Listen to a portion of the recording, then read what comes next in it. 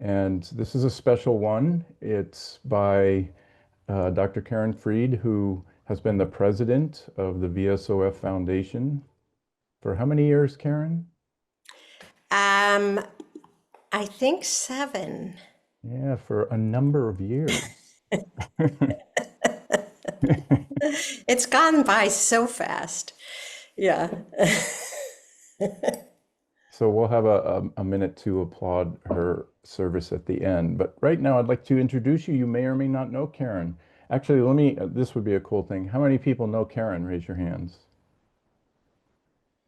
Okay, so I don't really need to do an introduction, but I'm going to anyway for formality's sake.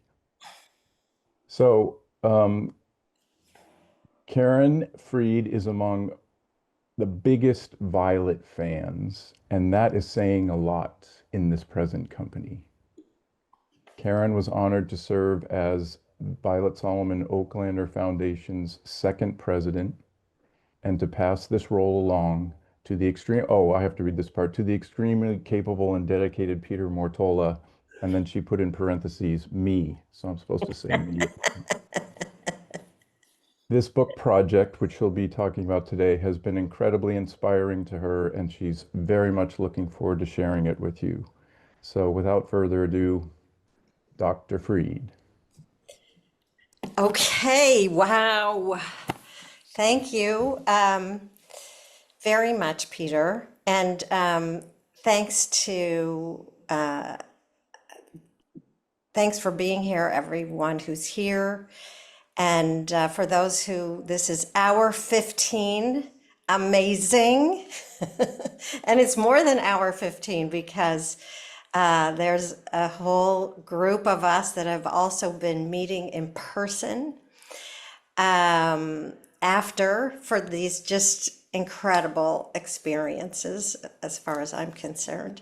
And Peter, I'm going to have you watch the people who are entering, if you don't mind. Got it. And so, whether you are joining now or never logged off for 3 days, if you are, I'm going to invite you to stand up if you want. And let's do a movement experience. Seema, it's almost 2 in the morning in Sri Lanka. Otherwise, I would have her do this because she's better than I am at it, but I'm going to do my best. And if she was here, what she might first have us do is sort of just notice how we're feeling in our body. Just notice, and if it was Seema, you'd see her in her room with the not great lighting, but we don't care because it's her. And she'd just go back and forth, back and forth. And then she talks about Peter Levine's idea of how shaking is so good for our nervous system. So she might have us start with shaking our hands and our shoulders, then our head.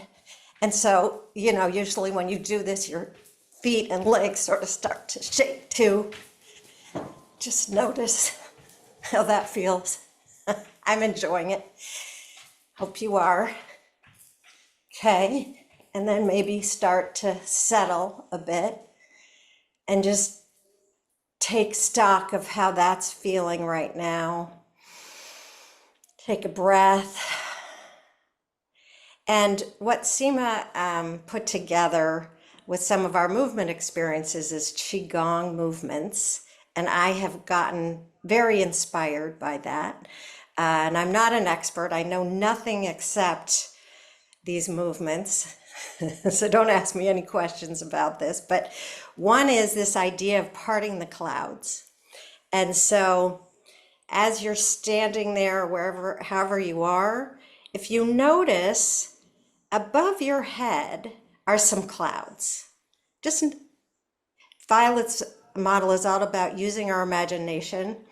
And just imagine what the clouds are like above your head. And they could be white and fluffy, sort of like what's outside our condo here in Carpinteria. Or maybe they're stormy, or maybe there's something in between. Just notice what yours are like. And take a breath.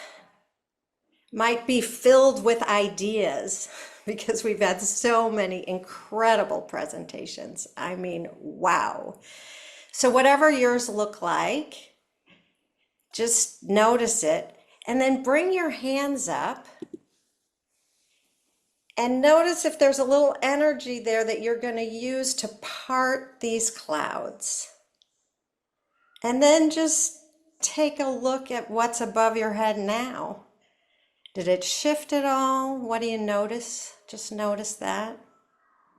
Maybe you need to do that one more time. Lift your arms up and part the clouds and see what's left above your head, whatever that is.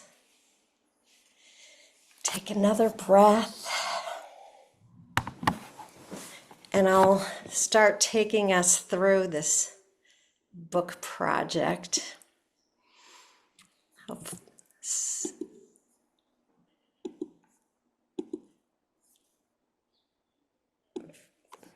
Here it is.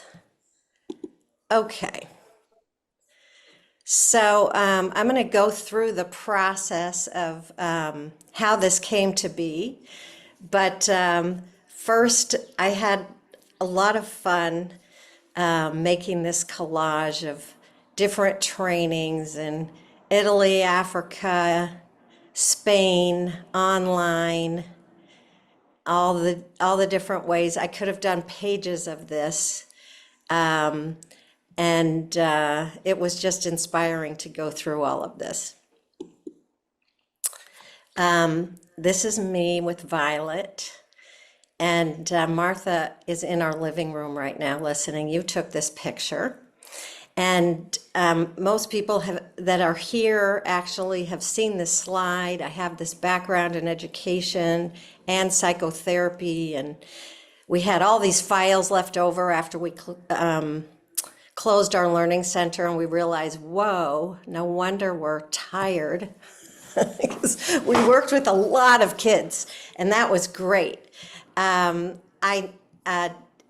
do this training that many of you know about, workbooks, all these things, and now we changed this slide to former president. I was honored to be introduced by our incoming president, Peter Mortola, and that makes me happy for lots of reasons, but mostly because I know that the foundation will be in such good hands. So why this book? And I'm going to say what it is, but it's about stories written by therapists. And the purpose is that you can correct me if I'm wrong, anyone here, but often, let's just say, we are the ones that are usually listening. We're holding space for others' stories. We help children, adolescents, families, whomever we're working with, find their voices.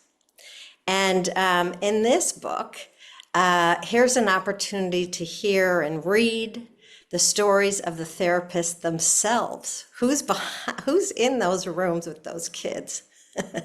As I was meeting so many of you, I wanted to know about you. I wanted to know more. What drew you to this work? And how did this transform you by doing this work? I heard over and over, this has been life-changing. And they didn't mean for their clients, they meant for themselves. And I wanted to understand more about that. And so what I got was personal reflections that showed the challenges and the moments that made them, and many of you who are on this Zoom call contributed to know that you are on the right path and doing the kind of work that you do. So I dedicate this to Violet, and she really, I think everyone knows how I feel about Violet as my dear mentor and friend. And I feel like what she really modeled for all of us is how important it is for us to share of who we are, of ourselves, and bring our experiences and our identities into every therapy session. I mean, we know that we do, and so why not talk about it? Why not know more? So how did this happen? So Laura, interesting, our last presenter, and Laura, that was just fantastic. You didn't talk about The Little Prince this time, but The Little Prince is a passion of yours for sure. Those of us who know you know this. And you showed me this book that you had on one of our conversations. And you said, I think you should write a book like this. And I don't even know if you remember now, but it was a Little Prince sort of edition. And it had a passage from The Little Prince in English and a passage in, I think it was 60 different languages. And you said to me, you should do a book like this because you're meeting people from so many different countries.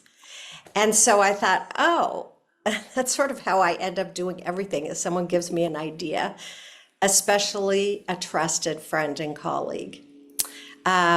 So then Liz and Michelle, Michelle, who also presented today, incredible. I could spend the whole time on these presentations, actually, what we've been treated to during this conference. And Liz, who is kind enough to interpret for those Spanish speakers. We were doing a training for Spanish speakers, and those of you who do presentations know that online you have time when people are in breakout rooms. So we were talking, and I told them about Laura's idea. And then we thought, well, what would I write about?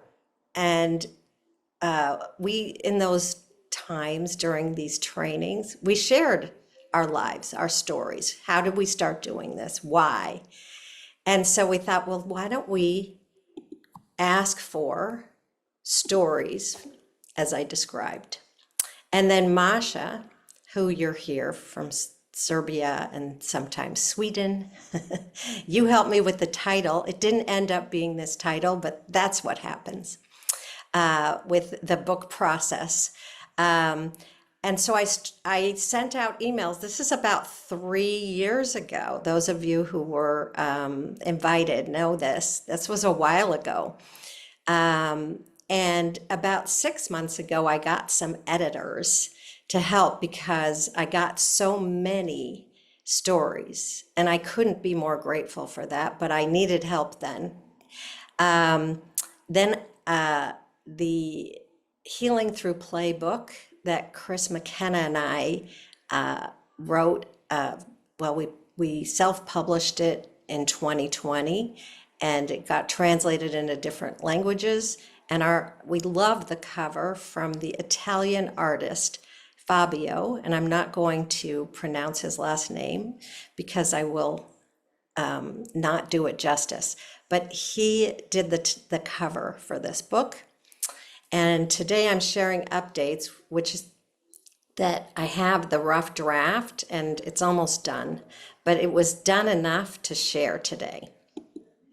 So here's the cover. And thanks to Tom Fieldsmeyer, who was one of my editors, he came up with this title after reading all of the stories of the people that contributed and understanding about Violet. And I thought this was very fitting. And the cover art, I just can't look at it enough. So I sent some questions to everyone that contributed, and I got 67 stories back from 29 countries. And the prompt that was included with the questions were to write in English as well as the language that you most speak. Maybe it's the native language, maybe it was a language that was chosen. So for many people, it was there's a response in two different languages, English and a different language. And then for today's presentation, and also for a future set of webinars, I want to go further with this idea because there was so much wonderful response. I asked people to record a quote that Tom Fielsmeyer chose as particularly standing out from each of the stories. So I'm going to share highlights from those videos. And so many of you were kind enough to send your videos in. Interpreters, how is this going? I'm mindful for some of these interpreters, it's 15 hours. Is it okay? I can't see you with this strip.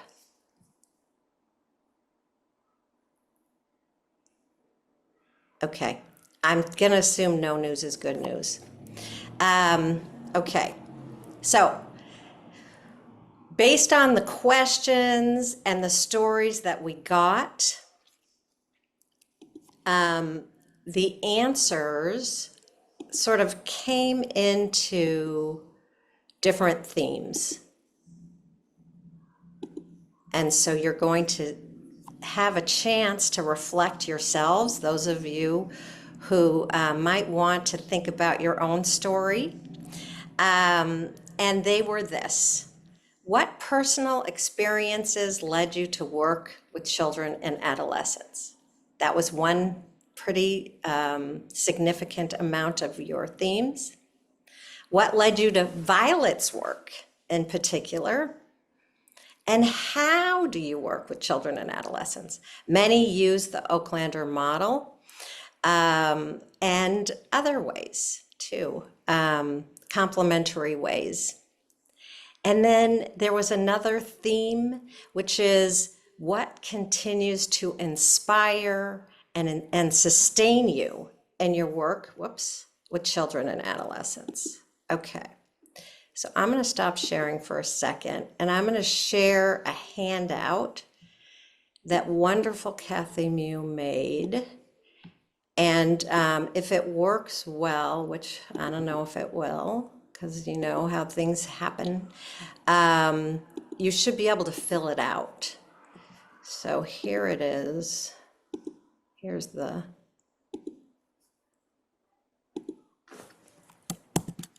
Hopefully this will work. And I'm going to invite you, whoops, why do I have a waiting room? That does not make sense. Okay, here we go. Hold on, meeting room. Yeah, there we go. Okay, let me know how this works if you click on it. And those of you who want to sort of do a draft of your story, I'm inviting you to do this. Okay. And it's great to, it's daunting to follow Laura because that presentation was so incredible. And it's sort of great because we're continuing this theme of writing. And in the files that Martha delivered to my house, or I guess I went to your house, and we filled my trunk because Violet saved everything with your help, Martha. And a lot in those case files was a lot of writing. She did poetry with her clients. They wrote stories from their pictures. There was a lot of narrative work.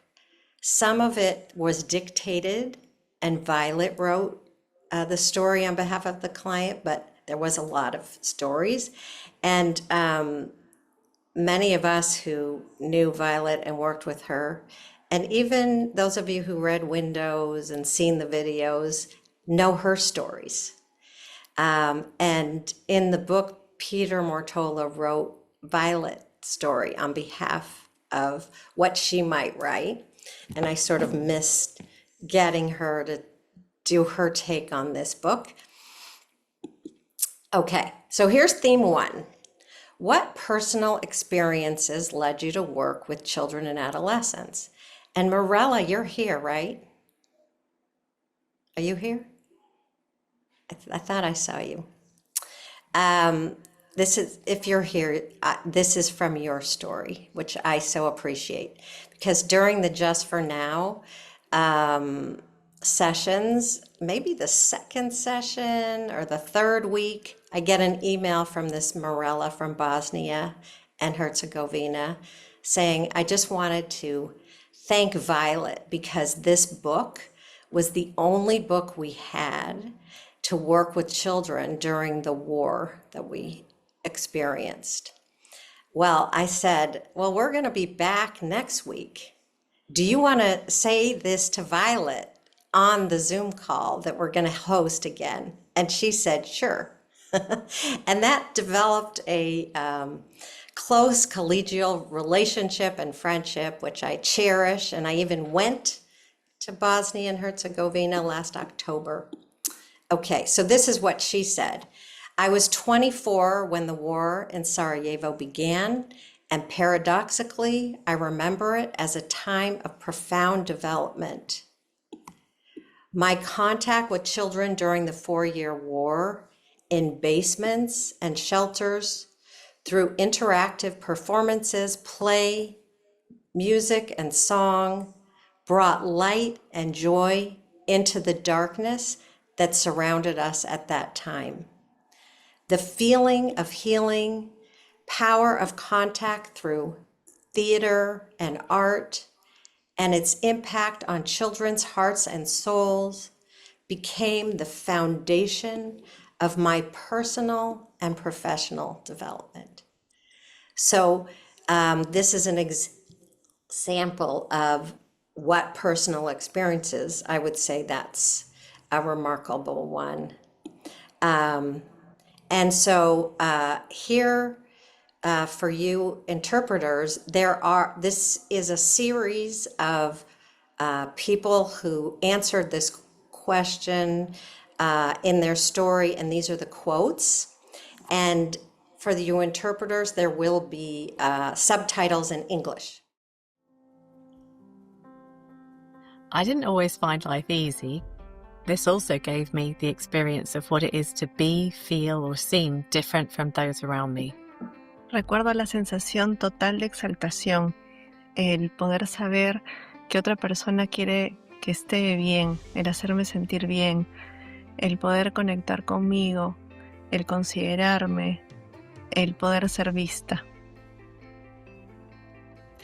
I onda bi se s vremena na vreme moje unutrašnje dete javilo na sesijama sa decom, da mi da neki dodatni uvid direktno iz srca. If I'd had professional help during my childhood, my life would have gone in a completely different direction. That's why my mission now is to help children to live the most carefree childhood possible. Just when you think you have resolved past losses and prior traumas, they may present in a new form and require still more work with yourself in order to help the suffering people we work with, to help them in a healthy way. I learned that children need support in their activities, not just the ones that bring them success, but any that are important to them. I believe what we now call empathy comes naturally to me. I don't struggle to empathize because that is what I was offered. Thank you. Balancing how much to reveal of my values around religion is a challenge for me. I told myself there must be others beside me who need to be met by another person who wants to see and listen and meet you the way you are. I learned that if you wish to achieve something in life, you can with the right support around you. I share with some of my students my personal experience during adolescence, but I do that intentionally and mindfully. I can still remember how discouraged and ashamed I felt for falling short of her expectations. Cuando sea grande, quiero ser como ella. Me lo dije entonces, continué jugando a eso y nunca cambié de opinión. Kontakt sa djecom, posebno tokom rata, podržao me da pronađem svjetlo unutar tame i postanem most nade, kako za sebe, tako i za druge. While my parents' lives were vastly different, they converged on one vital life lesson: looking beneath the surface. I cherish my father's old stories as they give me courage to encounter other people's stories. लगभग 50 जनाको ठुलो परिवारमा प्रत्येक गर्दा मैले आफ्नो अस्तित्वको लागि सङ्घर्ष गर्नु परेको थियो. I definitely believe that the understanding of our own childhood experiences is a very relevant part of who we are as adults. Because I know my inner child so well, I know how it feels when outsiders prescribe meaning to my story without asking me. Voglio che i bambini sentano che io non li giudico e che valorizzo la loro forza.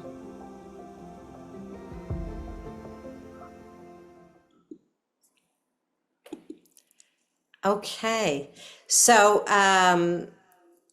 what I'm going to invite you to do is think for yourself what childhood experiences led you to this work.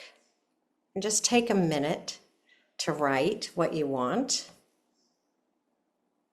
And Patrick, you're saying I should explain the just for now? I love talking about, oh, Morella, you are here. There you are. I'm so glad to see you.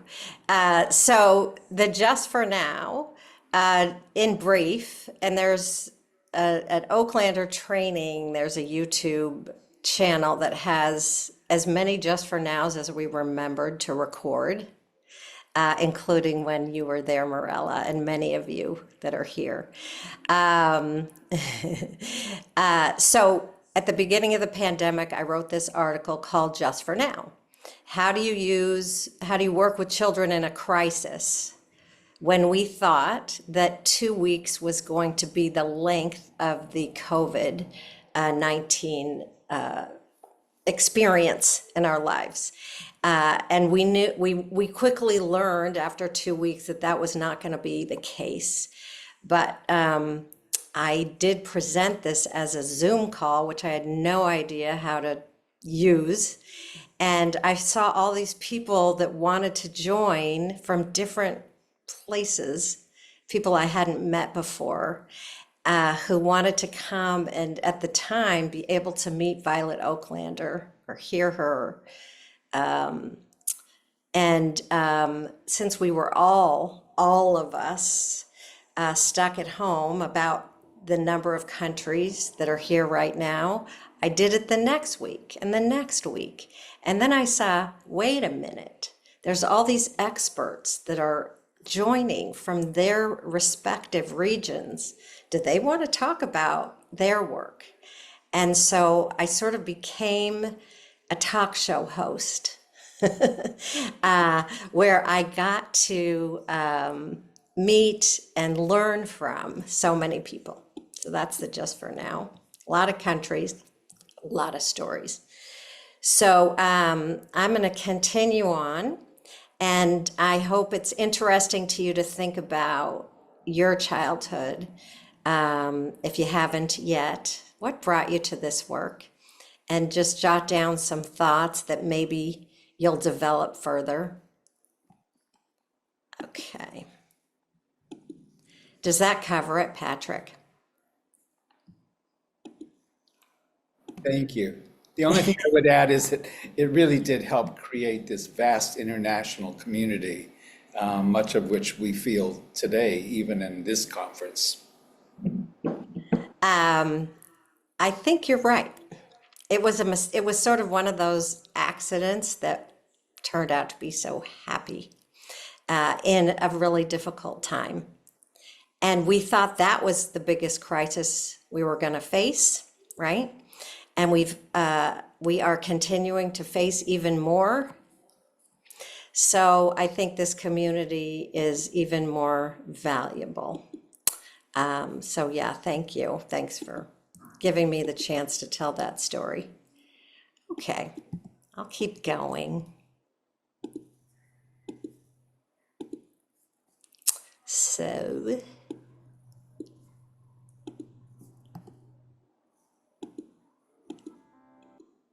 okay. So for me, some of you who have heard a presentation of mine about self-nurturing, I shared this drawing I did at Training the Trainers when Violet had us pick and introject, and mine was this juggler.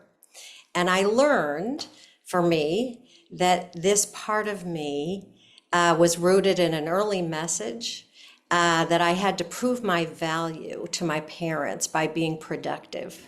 So that was something that led me to work with other children so that maybe they wouldn't feel so much pressure. Okay, here's the second theme, which is what led you to Violet's work? I don't know if Merab's here from Kenya, but in her case, she wrote. I am. You're there, yay! So you wrote, you wrote this. Working with the Oaklander model takes me back to my childhood when my mother would sing lullabies to us, making up words as she went along. My dad would tell us stories of his childhood and growing up. He remembered passing through the Serengeti National Park in fear.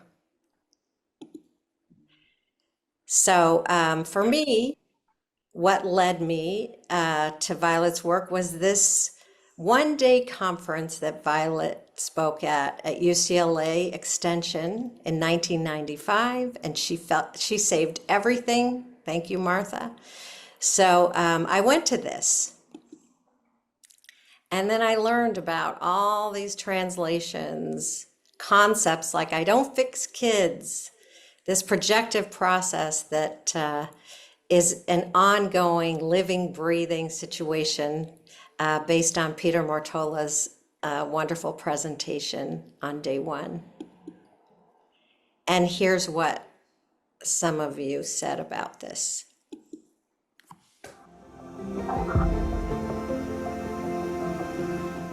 So for the first part of my life and career, I had the feeling that I was trying to chase children and adolescents out of the door, but they kept coming back and sneaking through the windows. The way she shared her authentic self was so comforting and inspiring that I knew this was how I wanted to be in my sessions as a therapist.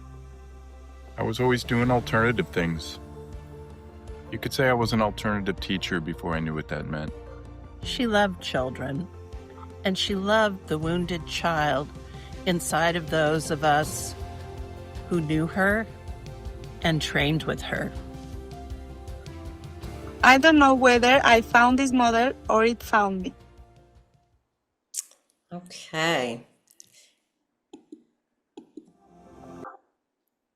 So what led you to Violet's work? I shared, for me, being a brand new therapist with more enthusiasm than skill. When I went to that day-long event at UCLA, this is what brought me to Violet's work. So what would you say? And maybe you're new today or this conference to Violet's work. So what brought you here? My friend, my colleague said this was interesting. I thought I would see what it's like. Or I met Violet 50 years ago, or anything in between. What led you to Violet's work, or what might lead you to Violet's work based on what you've learned so far? I invite you to just write a few thoughts about that.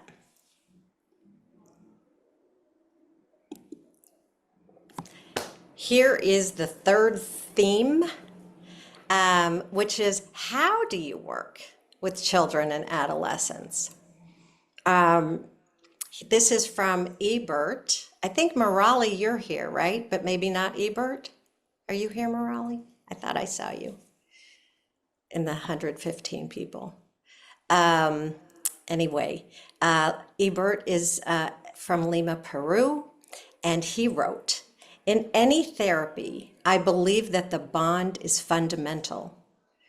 trust and authenticity are the pillars on which I build relationships with children. I present myself to them with my personal, social, and cultural identity, opening my heart. Reciprocity is beautiful when the child trusts us, giving us what is most valuable, their trust, love, and belief in our ability to help. I just, all of these, I could have done it from any story. And it's just been amazing to read these and be so inspired by all of the thinking that went behind these. Okay, so here are some more videos about this. How do you work?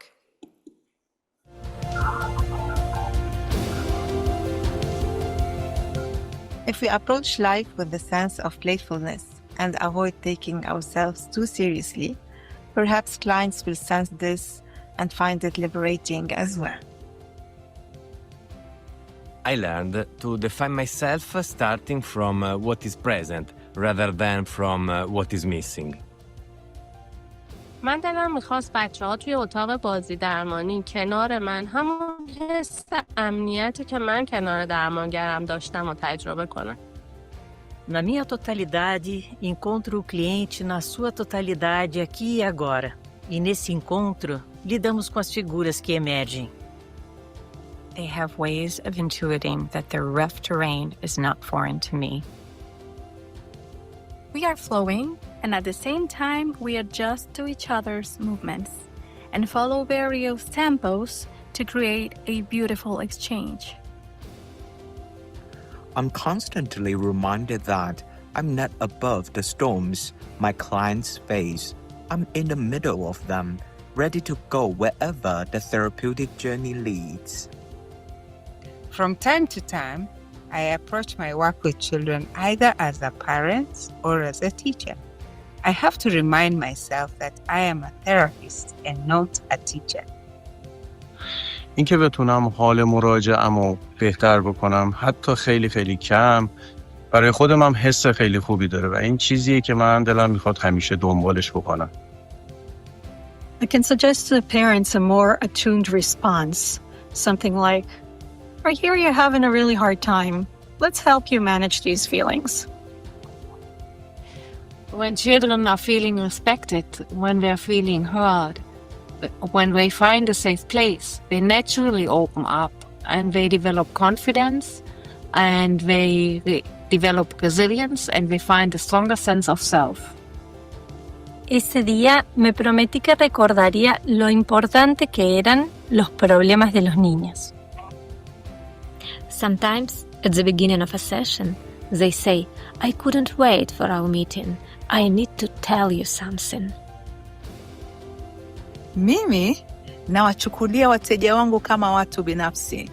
Pia najitahidi kadri niwezavyo kuwatengezea nafasi salama ambayo wanakuja kuzungumza bila hofu.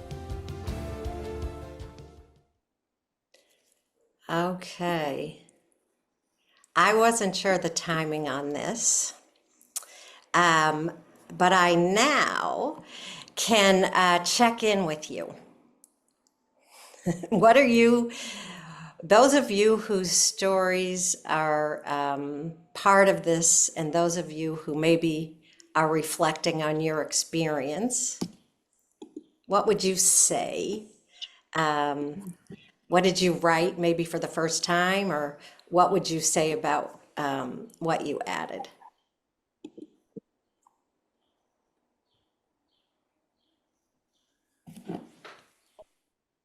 Anyone want to share?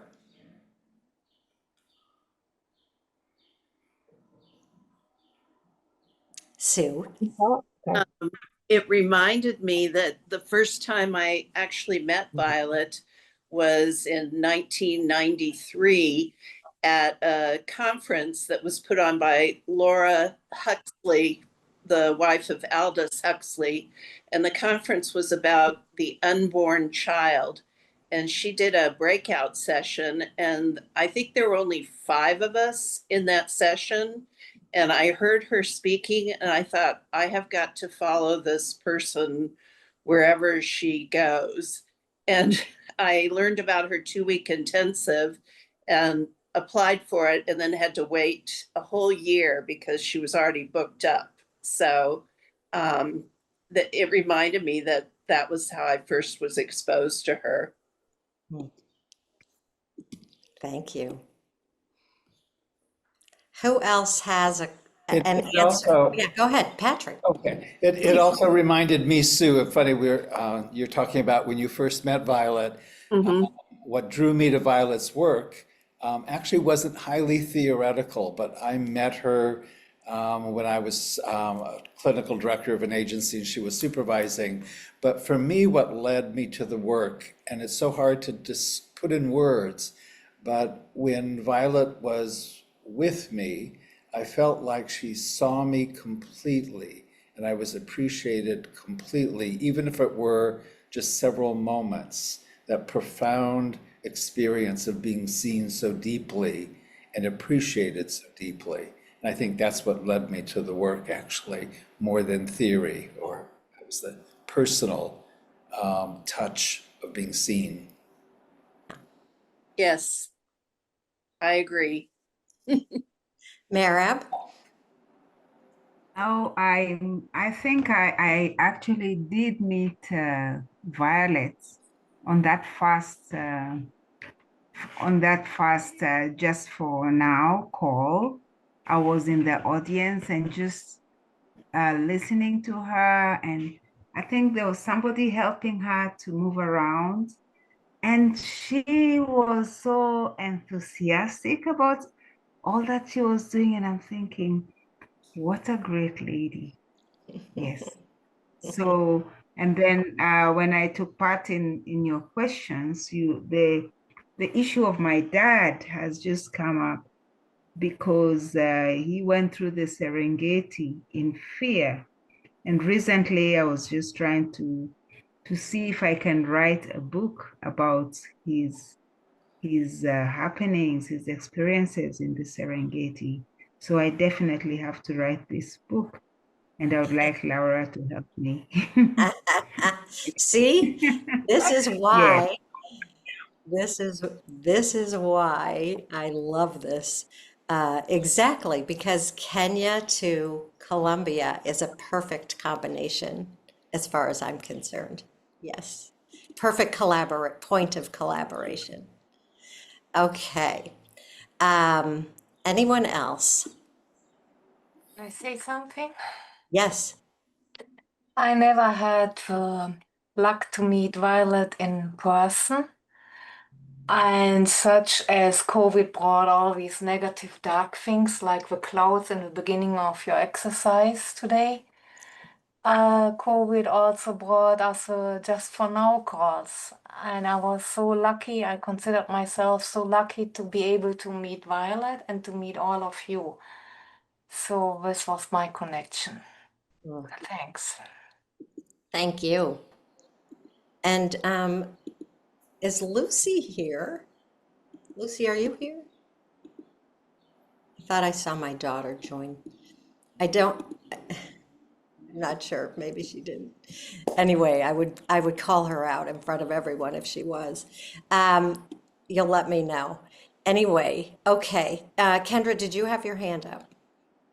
Yes, I was just gonna say that I really appreciated the first question, which then reminded me why I loved her so much. I can remember being a child and I had a lot of trauma that happened, and I was watching a TV show and it was a psychologist being interviewed, and the psychologist said something about how like children just really don't understand the world around them. They don't understand what's going on. And I was so mad at that psychologist as a child. I remember sitting on the floor like, no, we do. So I always have looked for people that do understand. And when I saw Violet's videos and when I saw the way she was with children, I was like, whoa, this woman, like she gets where I was when I was that little kid on the floor, like mad at the TV, and so that just really, she's just amazing in that way. So yeah, thank you. Thank you for that. Okay, so let's continue. I think I'm continuing. Here we go. Okay, so theme 4, which is what continues to inspire and sustain you in your work with children and adolescents.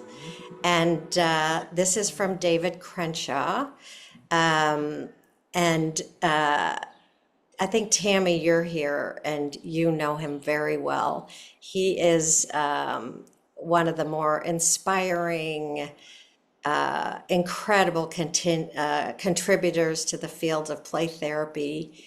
And in one of the many folders that Martha, you gave me of Violet's, there's a flyer when Violet was a presenter in Poughkeepsie, New York. And David Crenshaw was one of the organizers of the program. I think this was in the 90s.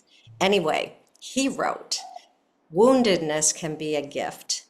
By no means is this a story of gloom and doom. I have discovered that as a natural result of the therapeutic work we do with ourselves and the increased self-awareness, we are able to offer something truly special to our fellow suffering pilgrims on their life journey." Here are some more video.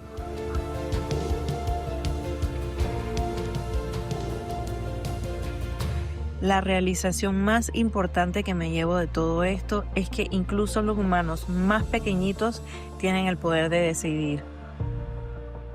Life does not always go as we want, but if we learn to welcome what it gives us, we can come out a bit enriched. I quickly learned about how people from all over the world are different, but how people are inherently similar. Though working with complex families can be tough, it's also deeply satisfying.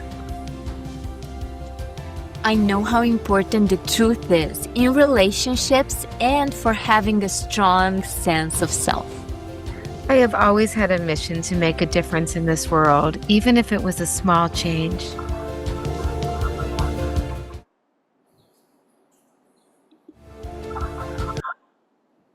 Okay, so in my story, I wrote, it is a privilege and an honor to continue her work with the remarkable group highlighted in this book and so many others serving children with wisdom, compassion, and respect. So that was what continues and sustains me. But what is it for you? What would you write? I'm going to check in about that in a minute, so I'll give you some time if you feel like reflecting on that or reflecting on what you already wrote. Some of the reflections that are part of this book those of you who will be receiving it or buying it, no two therapists are alike. We may be similar. They represent multiple generations. I think even in these videos, we see that. Some knew Violet well. Some had met her. Some appreciated her work on Outlook. Each individual brings a lifetime of laughter, pain, stress, love, anger, ache, longing, and fulfillment into every therapy session. As you'll see, the answers are candid and revealing, offering insights into the many cultural, familial, and personal factors that lead individuals to careers in therapy, and all of the factors and forces that therapists bring with them into the therapy room. I became more aware than ever that every therapist brings a different self, a different life experience, a different set of motivations and influences into the therapy room. And what would your quote be? As you look through this window, just to really use this metaphor quite a bit of the window, what does yours look like, feel like, sound like? What would you add to this picture? What would you say?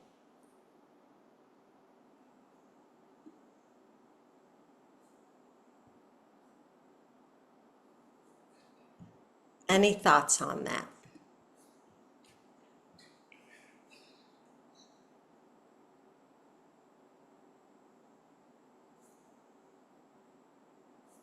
There was a point that Violet said that she's always amazed at how much wisdom comes out of every child. Yeah, that's a good one. I like that.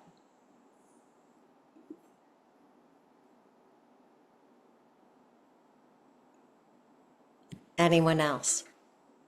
I think using the image you had of the window, I had no matter how the conditions are outside, don't ever close the window. I love that. I'm glad we're recording these. And you could answer the prompt of what would your quote be or what led you to this work, but there's also a few minutes here to sort of reflect on just how this is to hear from the people who were so kind enough to share of themselves.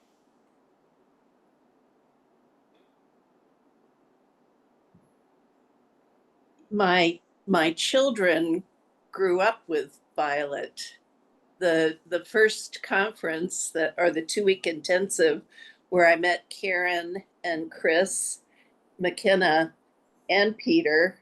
I came back after that first day complaining to my older son, Sam, who was 9, that I didn't like the chairs. I thought they were really uncomfortable. So Sam, who was already typing on computers, wrote a letter to Violet and said, "Dear Violet Oaklander, you need to have better chairs for your meetings." And the next day I brought up beach chairs, and Karen and Chris and I sat in beach chairs for the rest of the 2-week intensive.